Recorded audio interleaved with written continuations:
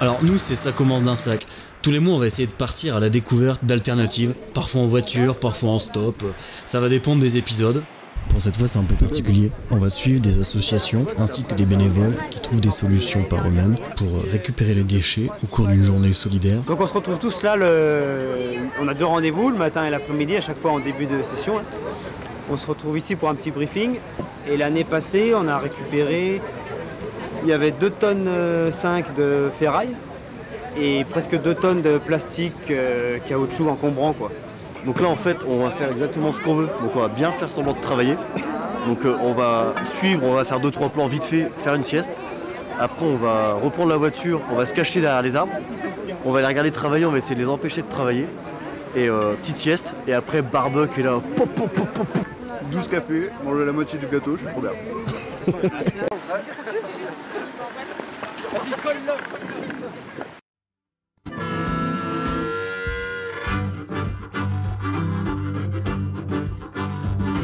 Il y a à peu près 50 bénévoles qui partent dans différents véhicules. Nous, on va voyager entre les groupes pour voir un petit peu ce qu'ils récupèrent, etc. etc. Il y a une moto apparemment en face côté Arnaud. etc. C'est impeccable ça. Ok. C'est pas assez de pente. Ah. C'est un nouveau sport. C'est la moto. C'est en fait on peut.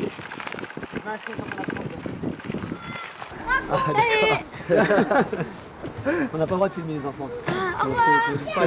Je sais pas comment on est venu vraiment au nettoyage les premières fois. Je t'en ai parlé, oui, j'en ai parlé, j'étais à force d'en voir aussi sur les réseaux sociaux, tout ça, des gens qui se bougent. Je me suis dit tiens, mais pourquoi en fait on ferait pas ça ici?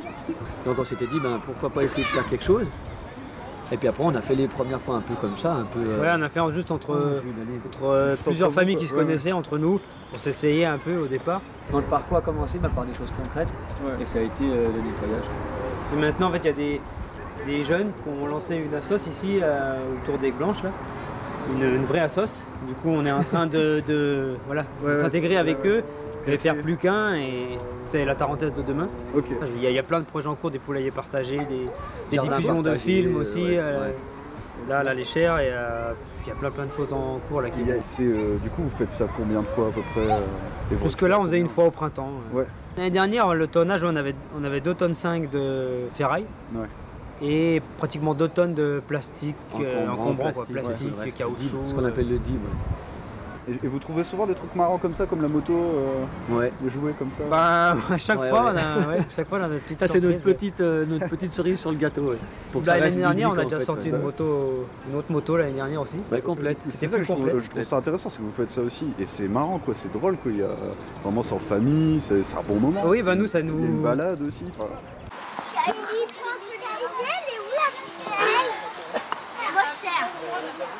La bouteille, elle est où? Attends, celui-là. Qui c'est qui jette les cailloux là-haut? Non, regardez, je l'ai.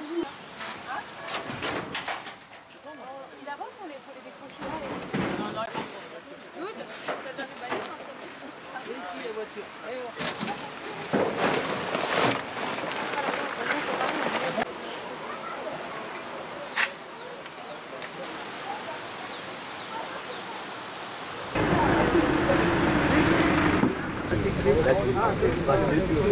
Les fourgons ont été fournis par les entreprises locales, donc c'est eux qui mettent à disposition leurs véhicules professionnels dans le besoin. Donc il y en a qui sont présents sur le site, d'autres qui ne sont pas présents sur le site avec nous. Donc c'est vrai que la plupart des entreprises locales jouent le jeu en mettant à disposition des fourgons, en mettant à disposition du matériel. Et ça c'est bénéfique, et donc c'est vrai qu'avoir des camions plateaux comme on peut avoir là et tout pour récupérer les déchets, c'est quand même bien, quoi. On voit quand même une application de la part des entreprises locales. Donc ça aide beaucoup.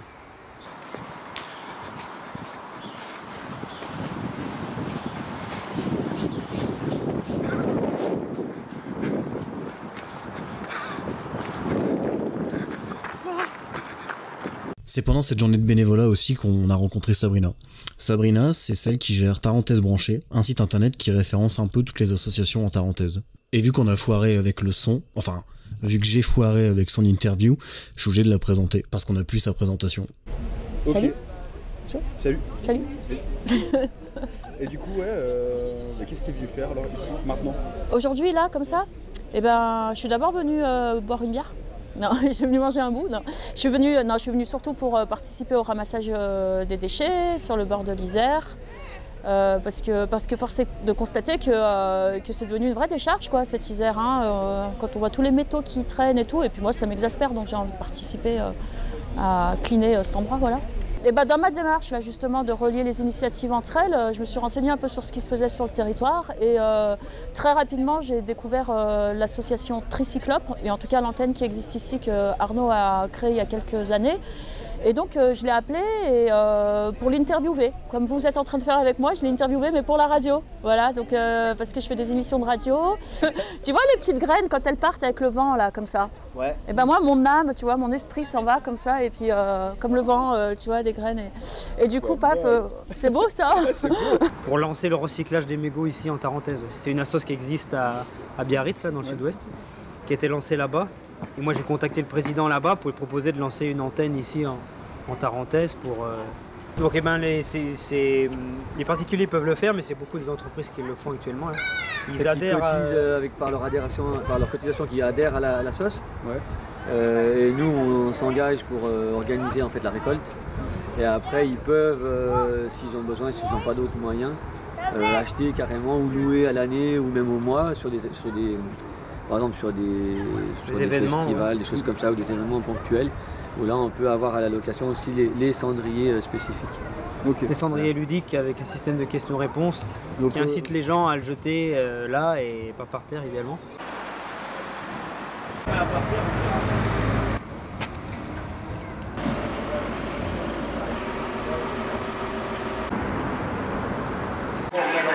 Voilà, mon ami, c'est vrai.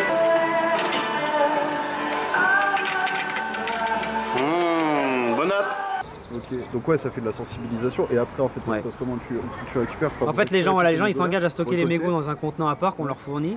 Ce qu'il faut savoir c'est qu'un mégot dès qu'il est au contact de l'eau il libère tous ses polluants. Donc une fois qu'il est jeté par terre, même s'il est balayé après coup, c'est entre guillemets déjà trop tard, même si le plastique sera récupéré. Mais tous les polluants ils seront déjà partis dans la nature. Comment de les régarer, Okay. Ah bah, quand même. Mais vous voyez, je crois que c'est eux qui fument le plus de... Ouais. Moi, ça, c'est ce que j'ai récupéré au bar. On essaie de tous les récupérer. Juste pour les mégots, on peut quand même rajouter qu'on se fait quand même pas mal de thunes avec. Pour l'instant, il n'y a qu'un seul centre de traitement en France, c'est à Brest. C'est l'entreprise Mégot. On a déjà eu la réflexion. On espère vraiment que ça va vraiment finir à Miami d'argent. Comme ça, nous, le but quand même, c'est ça, c'est de s'en mettre plein les fonds. Pour l'instant, c'est eux qui le font, mais le but à terme, c'est de développer. Laurent veut développer sa propre filière. Dès qu'il y aura assez de avec récoltes, Tricyclope, voilà. Quand même être honnête. Déjà, on mange à l'œil. C'est déjà cool. Mais pour ça, il faut qu'il y ait les volumes. Il faut commencer par quelque chose. Pour l'instant, ils font un peu de trajet, les mégots, avant d'être recyclés. C'est pas l'idéal, mais bon, il faut commencer par quelque chose. Mais en plus, si on commence par nous payer un petit peu de circuit, l'année prochaine, on espère avoir des budgets. Ok, donc là on va partir avec Arnaud, donc le responsable en Tarentaise Tricyclope, faire 2 ramassages pour voir comment ça se passe et puis on va filmer ça en même temps. Peut-être qu'on va. Mais à l'œil quoi. On a eu l'occasion de rencontrer la responsable du développement durable de la mairie de Courchevel. Et du coup, on lui a fait une petite interview. Je suis hyper nulle dans les blagues. Une blague, il fallait me dire avant. Donc je suis Elisabeth Paul, je suis directrice du développement durable à la mairie de Courchevel. Donc c'est une nouvelle direction qui a été montée en 2007 avec une adjointe au maire qui est juste dévolue également au développement durable.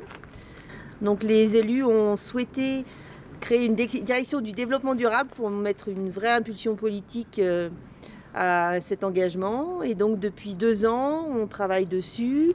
Avec Tricyclope et avec l'installation de ballots de bines, donc la première année, donc 2017-2018 sur l'hiver, on en a installé 10, principalement sur la station de 1850.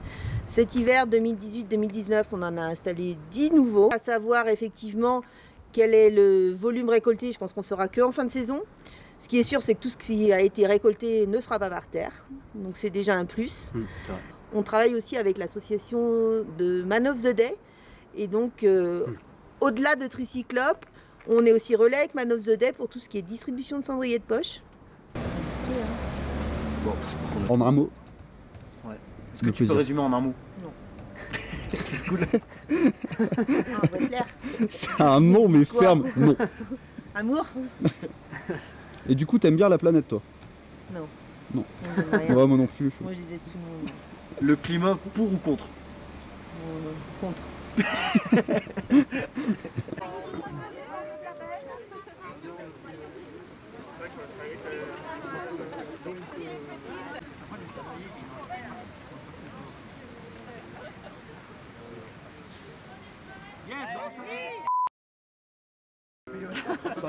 C'est important.